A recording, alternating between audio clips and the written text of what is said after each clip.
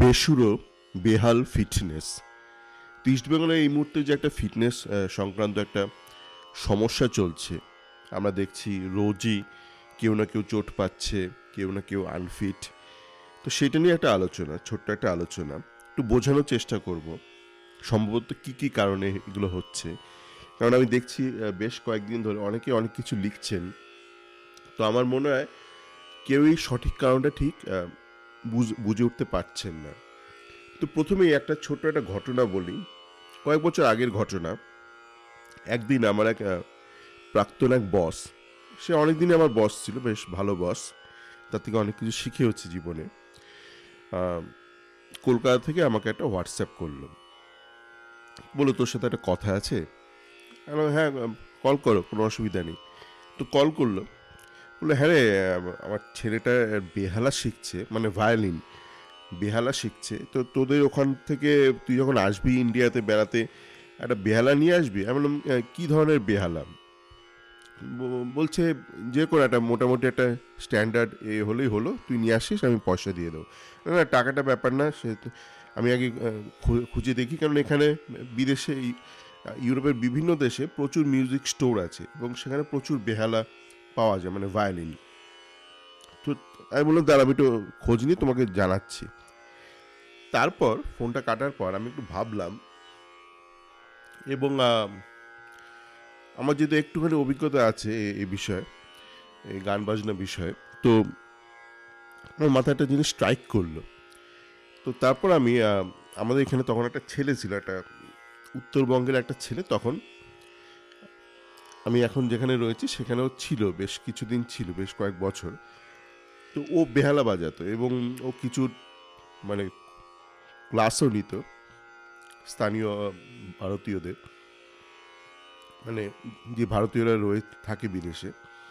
তোকে আমি যোগাযোগ করলাম, তোকে বললো হ্যাঁ শোন, এই আমি তো জানি যেসব উড ইনস্ট্রুমেন্ট, মানে কাঠের তৈরি ইনস্ট্রুমেন্ট আছে, সেগুলো খুবই মানে টেম্পারেচার স্পেসিফিক, টেম্পারেচার, হিউমিডিটি, আবহাওয়া স্পেসিফিক। তো আমি যদি এখান থেকে একটা বেহালা কিনে নিই, কলকাতায় যাই, ওটা বাজবে, মানে ওটা কাঠ ঠিকঠাক থাকবে? বললো হ্যাঁ তুমি ঠিকই বলেছো, কেননা আমি যখন নিয়ে এসেছিলাম ভারত থেকে একটা বেহালা, তখন আনার পর থেকে সব পুরো ক্র্যাক করে গিয়েছিল। তো ও বললো বেটার হয় ও যদি ভারত থেকেই কেনে, কেননা এই কাঠ ফাট এইগুলো বিদেশে যে আর্দ্রতা থাকে বা হিউমিডিটি, টেম্পারেচার ভেরিয়েশন থাকে, সেগুলো নিয়ে খুব প্রবলেম হয়। মানে আপনি ভারতে তৈরি বেহালা ইউরোপ বা ইউএসএতে নিয়ে গেলে তো ঠিকঠাক বাজবে না, কাঠ ফেটে যাবে, উল্টোটাও। তো এইটা একটা বড় একটা বিষয়, যেটা প্রথমে খেয়াল আমার মাথায় আসেনি, এবং আমার যে বস, সে যথেষ্ট বুদ্ধিমান, তারও মাথায় আসেনি। হতেই পারে সব কিছু যে আপনি প্রথমেই বুঝে যাবেন তা নয়, যত তাড়াতাড়ি বোঝা যায়। তবে ফিটনেসের ব্যাপারে আসি।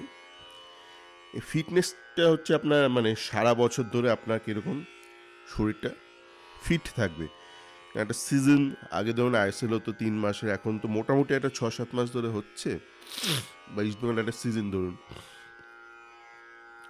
তো সেখানে ওই যতদিন ধরে হচ্ছে, ধরুন শুরু হচ্ছে গ্রীষ্মকালের, গ্রীষ্ম সবে যায় যায়, বর্ষা শুরু হচ্ছে, তারপর তারপর শরৎ, তারপর আপনার শীত পড়ছে, তারপর যতক্ষণ শেষ হচ্ছে আইএসএলটা তখন শীত যায় যায়, শীত চলেই যায় মার্চ, তখন আবার একটু গরম গরম, বেশ আবহাওয়া গরম হয়ে যায়। রোদ, ঝড়, বৃষ্টি, আর্দ্রতা, এগুলো সারাক্ষণ পরিবর্তন হতে থাকে। তা আপনাকে কিন্তু এগুলো বুঝতে হবে যে তার সাথে সাথে আপনার শরীরের কি পরিবর্তন হয় এবং শরীরটাকে কী করে আপনি অ্যাডজাস্ট করবেন। আমি আমার যখন চ্যাট ফোরামটা খুলেছিলাম, তখন ইস্টবেঙ্গলে আলেহান্দ্রো এসেছিল কোচ হয়ে, এবং আলেহান্দ্রোর সাথে কার্লোস নোদার বলে একজন এসেছিল, একটা অল্প বয়সী একটা ছেলে, ট্রেনার হিসেবে। তো তখন আমার ওই চ্যাট ফোরামে অনেকে ফলো করতো, মানে এখনও করে, মানে এটা সংখ্যা, যারা অ্যাক্টিভ পার্টিসিপেন্ট সংখ্যাটা বৃদ্ধি হচ্ছে। তখন যেহেতু সবে খুলেছিলাম, তো একসাথে অনেকে শুরু করেছিল ফলোয়িং, তার মধ্যে অনেক বিদেশি ব্যক্তিও ছিল। তো একদিন খেয়াল করলাম যে একটা অ্যাকাউন্ট আইডি, নামটা মনে পড়ছে না, সে খালি কার্লোস নোদারের বিভিন্ন কন্টেন্ট শেয়ার করছে। মানে আমি চ্যাট ফোরামে কার্লোস নোদা সংক্রান্ত যাই পোস্ট করছি, সে সেটার সাথে সাথে শেয়ার করছে, লাইক করছে, শেয়ার করছে। তো আমার আমার একটা সন্দেহ হলো। তো তারপর আমি ওই অ্যাকাউন্টটা খুললাম, তার অন্যান্য পোস্টগুলো দেখলাম। দেখলাম তিনি একটা স্প্যানিশ কেউ একটা হবে, সেখানকার কোনো জিমে বোধহয় ট্রেনার একটা, ওই ভুলে গেছি কী ধরনের এক্সারসাইজ করান, ওই ওয়েট ট্রেনিং নয়, ওই সাইকেল জাতীয় বাইক জাতীয় ট্রেনিং, নামটা ভুলে গেছি, জেনেছিলাম তখন যেহেতু ট্রেনিং করায়। তখন আমি ওনাকে একটু ডাইরেক্ট মেসেজ করলাম, তো জানতে পারলাম উনি হচ্ছে আসলে কার্লোস নোদারের মা। এবং তারপর ওনার সাথে মাঝে মধ্যে কথাবার্তা হতো, যেহেতু ওনার ছেলে তখন কলকাতায়, আমি কলকাতার ছেলে, তাই টুকটাক কথাবার্তা হতো। তো প্রথমত জানলাম যে কার্লোস নোদারকে উনি প্রায় একাই বড় করেছেন। মানে ভুলে গেছি ও কার্লোসের বাবার ব্যাপারটা মনে নেই, কিন্তু এইটুকু মনে আছে ওর মা প্রায় ওকে একাই মানুষ করেছে, স্পেনের কোনো একটা ছোট শহরে পরিশ্রম করে মানুষ করেছে। তো তখন একটা জিনিস বলতো ওর মা, যে নোদারে খুব সমস্যা হচ্ছে, এবং সমস্যা হওয়ার একটা কারণ, সেটা খুবই স্বাভাবিক কারণ, যে ইস্টবেঙ্গল টিমের যে প্লেয়াররা তারা বিভিন্ন রাজ্যের থেকে এসছে, কেউ দক্ষিণ, কেউ বাঙালি, কেউ মণিপুর, কেউ পাঞ্জাব। তো সবার খাদ্যাভ্যাসটা আলাদা, মানে ফুড হ্যাবিট। সুতরাং আপনি বুঝতে পারছেন, একটা বিদেশি ফিটনেস ট্রেনার যদি ভারতে কাজ করে বা কলকাতায় রাদার কাজ করে, তো প্রথমত তাকে ভারতের বিভিন্ন যে আবহাওয়া, যে সাইক্লিক্যাল চেঞ্জেস অফ এনভায়রনমেন্ট, এটা সম্পর্কে ওয়াকিবহাল হতে হবে। দ্বিতীয়ত, ভারতীয় প্লেয়াররা তাদের যে বিভিন্ন খাদ্যাভ্যাস, সেটা সম্পর্কে ওয়াকিবহাল হতে হবে। এখন দেখুন, একটা স্প্যানিশ ব্যক্তি সাধারণত, সে যদি ধরুন স্পেনে বিভিন্ন ক্লাবে কোচিং করিয়ে থাকে, তো সেখানে সে হয়তো মূলত স্প্যানিশ প্লেয়ারদের নিয়ে হ্যান্ডেল করেছে, যাদের ফুড হ্যাবিট মোরালেস একই রকম। কয়েকজন হয়তো একটু আলাদা অন্য দেশে, মোরালেস তাদের একই রকম। কিন্তু আপনি যদি ভারতবর্ষটাকে ভাবেন, যেটা একটা গোটা ইউরোপের মতন, একটা ইউরোপে যেমন বিভিন্ন দেশ নিয়ে একটা কন্টিনেন্ট তৈরি হয়েছে, যাদের খাদ্যাভ্যাস অল্প হলেও আলাদা, মানে স্প্যানিশের খাদ্যাভ্যাস আলাদা, ইটালিয়ানের আলাদা, জার্মানের আলাদা, ডাচের আলাদা, অল্প হলেও আলাদা, এক নয় সবার। তো ভারতেরও সেরকম বিভিন্ন রাজ্যের লোকের খাদ্যাভ্যাস আলাদা, এবং অনেকটাই আলাদা। একটা মণিপুরের ছেলে, তার যে ন্যাচারাল ফুড, একটা বাঙালির এক নয়, বা একটা পাঞ্জাবির এক নয়।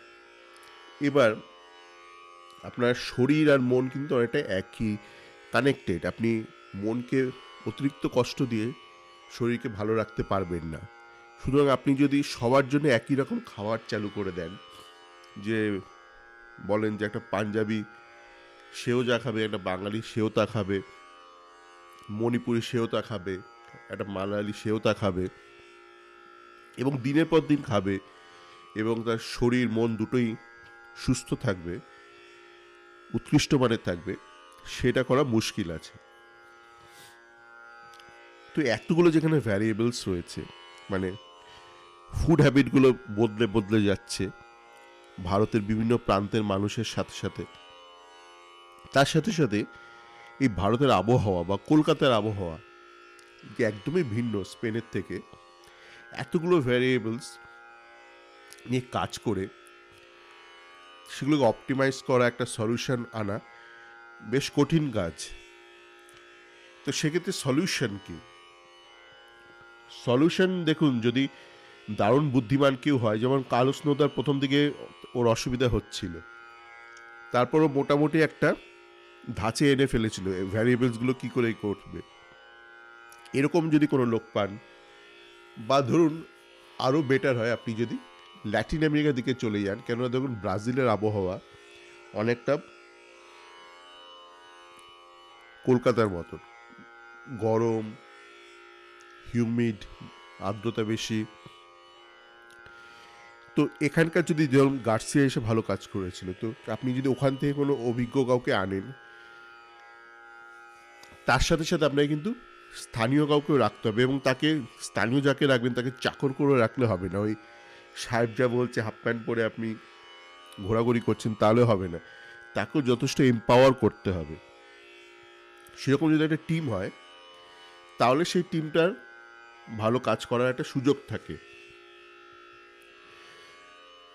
তো সেই টিম স্ট্রাকচারটা কী হবে সেটা নিয়ে পরে আলোচনা করা যেতে পারে, কিন্তু আপনাকে কিন্তু একটা ভালো এক্সপিরিয়েন্সড ভারতীয় কাউকে রাখতে হবে ফিটনেস টিমে, এবং ভালো অভিজ্ঞ কাউকে আনতে হবে, প্রেফারেবলি ল্যাটিন আমেরিকা থেকে কাউকে আনলেন, স্পেনের মতন নয়। কেন যে সমস্যা আমি বেহালার কথা বললাম, বেহাল হয়ে যেতে পারে আপনার বেহালা, ল্যাপটপের ক্ষেত্রেও একই কথা প্রযোজ্য। অনেক ল্যাপটপের মডেল আছে, দামি মডেল, কলকাতায় কাজ করে না, মানে কিবোর্ড ফেসে যায়। আবার আমি যখন কলকাতা থেকে ফেরত আসি আবার ওইগুলো কাজ করে, তো কলকাতায় যখন যাই যদি ওই ল্যাপটপটা নিয়ে যাই, তখন আমি সারাক্ষণ ফ্যান চালিয়ে রাখি বা খুব ঠান্ডা জায়গায় রাখি, যেখানে আর্দ্রতাটাকে কিছুটা হলেও কন্ট্রোল করা যায়। গরমের জন্য হয় না, আর্দ্রতার জন্য বেশি হয়। মানে যে কিছু পার্টস আছে ল্যাপটপে যেগুলো তো টেম্পারেচার ভেরিয়েশনটাকে সইতে পারে, কিন্তু একটু হিউমিডিটি এদিক ওদিক হলে পারে না, কেননা যেভাবে বানানো, মানে এগুলো তো ফিজিক্যাল পার্টস, তো যেরকম স্পেসিফিকেশন অনুযায়ী বানায় সেরকম। ওই জন্য অনেকেই আমেরিকা থেকে নিয়ে যায় না ল্যাপটপ ভারতে, এই হিউমিডিটির কারণে, হিউমিডিটি, টেম্পারেচার, এসব কারণে। তো আশা করি এটা বোঝানো গেল যে ফিটনেস নিয়ে কেন এত সমস্যা হচ্ছে। ব্যাপারটা একটু কমপ্লিকেটেড, প্রচুর ভেরিয়েবলস আছে। আপনি যদি ভাবেন যে জাস্ট একটা নিয়ে আসবো স্পেন থেকে কাউকে ধরে আর সে এসে ওভারনাইট দারুণ কাজ করবে, তা কিন্তু নয়। প্রথমত তাকে ভারতের যে বিভিন্ন আবহাওয়া, মানে আবহাওয়ার পরিবর্তন, হিউমিডিটি, এগুলো নিয়ে ওয়াকিবহাল হতে হবে, এই ভেরিয়েবলসগুলো নিয়ে কী করে কাজ করবে, প্লাস ভারতীয় ফুটবলারদের কে কোন রাজ্য থেকে আসছে, তার ন্যাচারাল ফুড হ্যাবিট কী, এইগুলো মাথায় রেখে এতগুলো ভেরিয়েবলস নিয়ে কাজ করাটা খুব চাপের ব্যাপার। তো দেখা যাক এর কোনো সমাধান আমাদের ক্লাব ম্যানেজমেন্ট করতে পারে কি না। বেসিক্যালি ক্লাব ম্যানেজমেন্টের মাথায় খুব একটা বুদ্ধি নেই, এবং আমি দেখছিও না যে তারা সেরকম কোনো বুদ্ধিমান লোককে নিয়োগ করছে যারা তাদের এই বুদ্ধিগুলো দিতে পারে।